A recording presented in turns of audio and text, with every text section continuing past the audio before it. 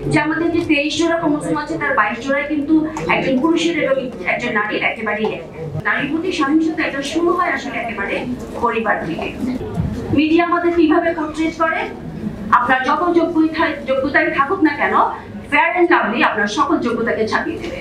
হয়তো অনেক ক্ষেত্রে বাবার কাছে তার কন্যা রাজকন্যা থাকে, তার কন্যা সন্তান, কিন্তু স্ত্রীকে তারা মনে করে যে একেবারে এরা একজন বিপদাসী। তো আমরা মনে করি, আমি মনে করি, এবং আমার মনে হয় এটাই সত্যি, যে আসলে এই যে নারীর প্রতি সহিংসতা এটা শুরু হয় আসলে একেবারে পরিবার থেকে। একটা পরিবারে একটা শিশু যখন জন্মগ্রহণ করে এবং বেড়ে ওঠে, সে তার পারিপার্শ্বিকতা দেখেই কিন্তু শেখে। সেখানে তার মায়ের প্রতি বা তাদের পরিবারে মহিলাদের প্রতি, নারীদের প্রতি অন্যদের যে আচরণ, সেটাই কিন্তু তার মধ্যে একটা বীজ বুনে দেয় যে তার পরবর্তী অ্যাটিটিউড টুয়ার্ডস ওয়ামেন কেমন হবে। সুতরাং সেইখানে কিন্তু আমাদের ভূমিকা, আমরা যদি বলি যে আমরা প্রতিরোধ করতে চাই, তাহলে এখন থেকে আমাদের এই সমস্ত জায়গাগুলোকে দৃষ্টি দিতে হবে এবং আমাদের নারিশ করতে হবে যে আমার বাসায় যে পুরুষ সন্তানটি আছে তাকে আমরা কিভাবে বড় করছি, তার আপব্রিঙ্গিং এ মেয়েদের ভূমিকাটা আমরা কোথায় রেখেছি, মেয়েদের সম্মানটাকে তাকে আমরা কিভাবে চিনিয়ে দিচ্ছি। সুতরাং এটা কিন্তু একেবারে পরিবার থেকে শুরু হতে পারে। সেটা মা যেমন করতে পারেন, বাবা সবচেয়ে বেশি করতে পারেন, কারণ বাবার যে আচরণ তার মায়ের প্রতি সেটার ইম্প্যাক্টটা অনেক বেশি।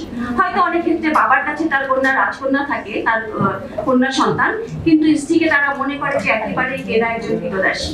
এমনটা কিন্তু খুব অস্বাভাবিক না, খুব রেয়ার না আমার মতামত, আমি যেটা বলতে চাচ্ছি। সুতরাং এই যে পুরুষের যে আচরণ কন্যা মানে নারীর প্রতি, সেটা কিন্তু আরো একটা ব্যাপকতা লাভ করে কখনো কখনো কিছু পরিবারে, যখন একটি নারী একটা কন্যা সন্তানের জন্ম দেয়। আমরা যখন বাইরে থেকে একজন ফিজিওলজিক্যালি আমরা একজন পুরুষ এবং নারীকে কিন্তু ডিফারেন্সিয়েট করতে পারি, কিন্তু আমি যেহেতু জীববিজ্ঞানের গবেষক, সেখান থেকে আমি আপনাদের একটু বলে দেই যে আসলে একজন পুরুষ, একজন শিশু যখন জন্মগ্রহণ করে, সেটা কিন্তু আসলে বাবা মা দুজনেরই অংশগ্রহণের একটি ফলাফল। এবং সৃষ্টির রহস্য এমন যে সেখানে বিভিন্নভাবে নারী পুরুষের গঠন আমরা আলাদা করা আছে। যদিও আমরা বাহ্যিকভাবে অনেকটাই দেখতে পাই, কিন্তু আসলে আমাদের শারীরিক যাবতীয় কার্যক্রমের জন্য যে আমাদের জৈবিক গঠন, সেখানে যে ক্রোমোসোমের ব্যাপারটা আছে সেটা একটু বলি। যে আমাদের যে 23 জোড়া ক্রোমোসোম আছে তার 22 জোড়ায় কিন্তু একজন পুরুষের এবং একজন নারীর একেবারেই এক। শুধুমাত্র একটি জোড়া, যেটা 23তম জোড়া, সেখানে গিয়ে নারী এবং পুরুষের আলাদা। কিভাবে আলাদা? নারীর জন্য সেটা দুটোই এক, পুরুষের জন্য একটা পুরুষের সংক্রান্ত, একটা নারী সংক্রান্ত। সুতরাং সন্তানটি কি কন্যা সন্তান হবে নাকি পুরুষ সন্তান হবে, সেই কন্ট্রিবিউশন কিন্তু পুরোটাই বাবার, পুরুষের। সেখানে মায়ের কন্ট্রিবিউশনের কোনো অপশন নাই।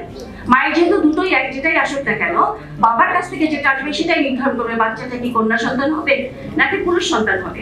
কিন্তু এখানে কিন্তু পুরুষেরও কোনো হাত নেই। কিন্তু আমরা তারপরে দেখি যে কারো কোনো হাত নেই যে বিষয়টাতে, সেই বিষয়টা নিয়েই আসলে শুরু হয় অনেক সহিংসতার সূত্রপাত, তাই না? এবং সেখানে যখন কন্যা সন্তানটি জন্মগ্রহণ করলো, সেখানে কিন্তু দুজন একই সঙ্গে নিগ্রহের শিকার হয়। এক হচ্ছে সন্তানটি, আর হচ্ছে সেই সন্তানকে জন্ম দেওয়া মা।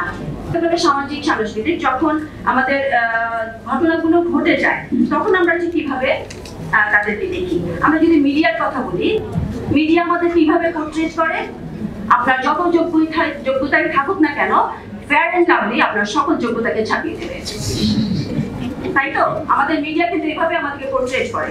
সো সেখানে আমরা যেখানে বলছি যে, এবং সকল বিজ্ঞাপনে একটা মেয়ের উপস্থিতি অবশ্যই করে ফেলে। সুতরাং মেয়ে আপনার মনোরঞ্জনের বস্তুতে সীমাবদ্ধ।